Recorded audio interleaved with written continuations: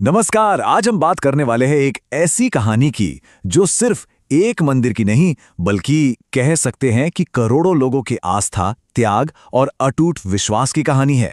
ये कहानी बसी है राजस्थान की वीरभूमि में और ये कहानी है खाटू श्याम जी की, वही जिन्हें हम सब हारे का सहारा कहते हैं। हारे का सहारा, बाबा श्याम हमारा। देखिए, ये सिर्फ एक नारा नहीं है, ये तो उन करोड़ों दिलों की आवाज है, एक पुकार है जो जिंदगी की मुश्किलों में कभी ना कभी खुद को अकेला या हारा हुआ महसूस करते हैं। ये दो लाइनें, बस यही दो लाइनें इस पूरी कहानी का सार हैं। तो चलिए आज हम इसी गहरे विश्वास की जड़ों तक पहुंचते हैं।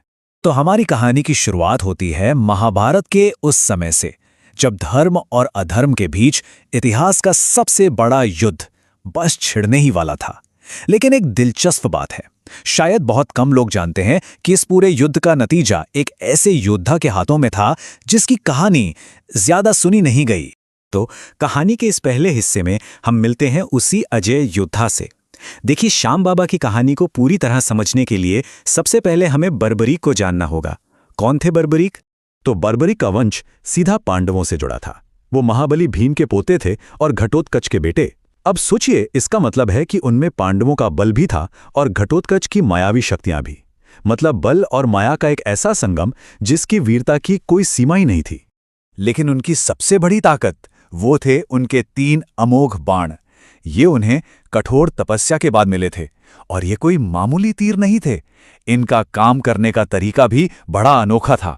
देखिए, पहला बाण वो उन सभी टारगेट्स को मार्क कर लेता था जिन्हें नष्ट करना है। फिर दूसरा बाण वो उन्हें मार्क करता जिन्हें बचाना है, और बस तीसरा बाण चलता, सारे मार्क्ड टारगेट्स को खत्म करता और वापस तरकश में आ जाता। मतलब इन 3 बाणों से वो अकेले, सिर्फ अकेले पूरे युद्ध को एक पल में खत्म कर सकते थे। पर जानते हैं, उनकी इस अविश्वसनीय शक्ति से भी बड़ा था उनका एक प्रण, एक वचन। उन्होंने अपनी मां को वचन दिया था कि वो युद्ध में हमेशा हमेशा उस पक्ष का साथ देंगे जो कमजोर होगा, जो हार रहा होगा। और यही एक वचन उनकी पूरी कहानी का सबसे बड़ा टर्निंग पॉइंट बन गया। तो अब कहानी उस मोड़ पर आती है जहां बर्बरीक को अपनी शक्ति, अपने वचन और अपनी भक्ति, इन सब की सबसे बड़ी, सबसे कठिन परीक्षा देनी थी। सोचिए जरा, क्या होता है जब दुनिया का सबसे शक्तिशाली योद्धा धर्म की लड़ाई में कमजोर पक्ष का साथ देने की कसम खा ले? ये एक बहुत बड़ा सवाल था और भगवान श्री कृष्ण, जो युद्ध की हर बारीकी को समझ रहे थे, वो ये बात जानते थे। वो जानते थे कि बर्बरीक का ये प्रण धर्म की स्थापना में सबसे बड़ी रुकावट बन सकता है, क्योंकि अगर बर्बरीक हारते हुए कौरवों की तरफ से लड़ने लगते तो पांडवों की जीत नामुमकिन हो जाती। बस तभी श्री कृष्ण ने बर्बरीक की परीक्षा लेने का फैसला किया। वो एक ब्राह्मण का वेश धरकर बर्बरीक के पास पहुंचे और उनसे एक ऐसा दान मांगा जो कोई भी साधारण योद्धा कभी नहीं दे सकता था। और वो दान क्या था? उस ब्राह्मण ने बर्बरीक से दान में उनका शीश, यानी उनका सिर ही मांग लिया। बर्बरीक के सुनते ही समझ गए। वो जान गए कि इतना बड़ा दान मांगने वाला कोई साधारण ब्राह्मण हो ही नहीं सकता। उन्होंने प्रार्थना की कि हे ब्राह्मण, अपने असली रूप में आइए। और जैसे ही भगवान कृष्ण ने उन्हें दर्शन दिए, बर्बरीक ने बिना एक पल भी सोचे अपना शीश काटकर उनके चरणों में अर्पित कर दिया। ये सच में महाभारत के सबसे महान बलिदानों में से एक था।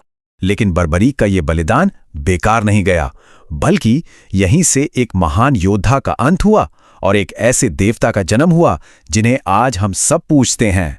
बर्बरीक के इस त्याग को देखकर श्री कृष्ण बहुत प्रसन्न हुए और उन्होंने उन्हें एक वरदान दिया। उन्होंने कहा, कलयुग में तुम मेरे ही एक नाम श्याम से पूजे जाओगे और तुम्हारा जो प्रण था वही तुम्हारी पहचान बनेगा। तुम हमेशा हारने वालों का सहारा बनोगे। और बस उसी दिन से बर्बरीक खाटू श्याम जी के नाम से जाने जाने लगे। उनका वहीं दान दिया हुआ शीश उनकी पहचान बन गया और उन सभी लोगों के लिए उम्मीद की एक रोशनी बन गया जो जिंदगी में कभी खुद को हारा हुआ महसूस करते हैं। तो ये तो थी पौराणिक कहानी। अब यहां से हम आते हैं आज के समय में और देखते हैं कि कैसे वो सदियों पुराना वचन आज भी लाखों लोगों की जिंदगी में सच हो रहा है। तो होता यूं है कि बर्बरीक का शीश राजस्थान के खाटू गांव में धरती में समा गया। सदियां बीत गईं, लोग भूल गए। फिर एक दिन एक चमत्कार हुआ। गांव की एक गाय जब भी एक खास जगह पर जाती तो उसके थनों से अपने आप दूध बहने लगता। जब लोगों ने उस जगह को खोदा तो वहीं से बाबा का वो पवित्र शीश प्रकट हुआ। बस उसी जगह पर मंदिर की नींव रखी गई, जो आज इतना विशाल और भव्य रूप ले चुका है। और मंदिर के ठीक पास में है पवित्र श्याम कुंड। ये वही जगह है जहां से बाबा का शीश मिला था। भक्तों में एक अटूट विश्वास है कि इस कुंड के पवित्र पानी में नहाने से सिर्फ पाप ही नहीं धुलते, बल्कि कहते हैं कि बड़े बड़े रोग भी ठीक हो जाते हैं। हर साल फाल्गुन के महीने में यहां एक बहुत बड़ा मेला लगता है। आप अंदाजा लगाइए, देश विदेश से लाखों लोग, लाखों हाथों में निशान यानी झंडे लेकर यहां आते हैं। कई लोग तो सैकड़ों किलोमीटर पैदल चलकर आते हैं। वो जो नज़ारा होता है ना, वो वाकई आस्था का एक महासागर लगता है। पर एक सवाल मन में आता है कि इतनी भीड़, इतनी आस्था, इसका असली मतलब क्या है? श्याम बाबा को असल में क्या पसंद है? तो मान्यता ये है कि उन्हें सोने चांदी या कोई बड़ा दिखावा नहीं चाहिए। उन्हें तो बस भक्त के दिल की सच्चाई, उसकी विनम्रता और सेवा का भाव चाहिए। सच्ची भक्ति जो है ना, वो चढ़ावे में नहीं बल्कि समर्पण में होती है। और श्याम बाबा का जो संदेश है वो आज के समय के लिए बहुत ही सरल लेकिन बहुत गहरा है। ये एक विश्वास है कि जो कोई भी सच्चे मन से उन्हें बस याद कर लेता है, वो उसकी सारी जिम्मेदारियां खुद अपने ऊपर ले लेते हैं। और शायद यही विश्वास है जो करोड़ों लोगों को हिम्मत देता है। बर्बरी की ये पूरी कहानी आखिर में हमें एक बहुत गहरे सवाल के पास लाकर छोड़ देती है। उन्होंने अपना सब कुछ, अपना शीश तक सब कुछ हारकर वो जीत हासिल की जो हमेशा के लिए अमर हो गई। तो क्या सच्ची जीत हार को अपनाने के बाद ही मिलती है? ये कहानी हमें सिखाती है कि शायद सच्ची जीत का रास्ता कभी-कभी हार को स्वीकार करने से ही शुरू होता है।